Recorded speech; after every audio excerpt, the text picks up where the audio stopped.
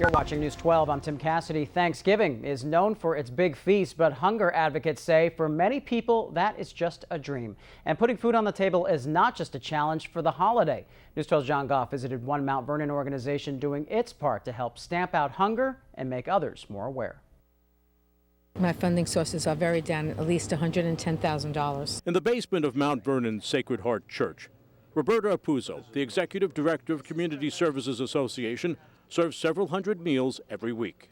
Where we used to see 35 people coming in for breakfast, now we see 60.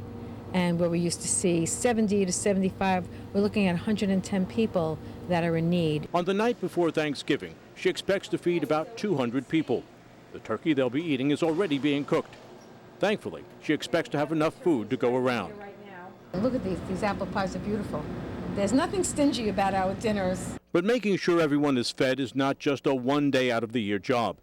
And Dennis Hanratty, executive director of Mount Vernon United Tenants, says a lot of people in the city face hunger on a regular basis. People are continually being forced to choose between paying their rent or eating, but more and more people are going to the emergency feeding programs. The number of people coming here for food has been increasing, and activists are looking for greater help from the community as well as all levels of government. In Westchester County, about 200,000 people use food pantries on an annual basis. Half of them are children. At the time around Thanksgiving is the time when groups like this remind people that for some of their neighbors, finding enough food is a year-round struggle. In Mount Vernon, John Goff, News 12. And the Thanksgiving dinner sponsored by the Community Services Association will be held tomorrow night at Sacred Heart Church in Mount Vernon.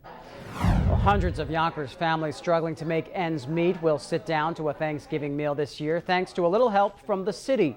The Yonkers Office of Constituent Services distributed turkeys and all the trimmings at City Hall today.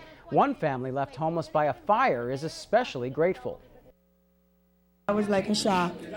I was in shock, depressed. I was kind of hurt with how we was going to feed the kids. Came down here to help my mother out, get her a Thanksgiving basket, and make sure she has a good Thanksgiving.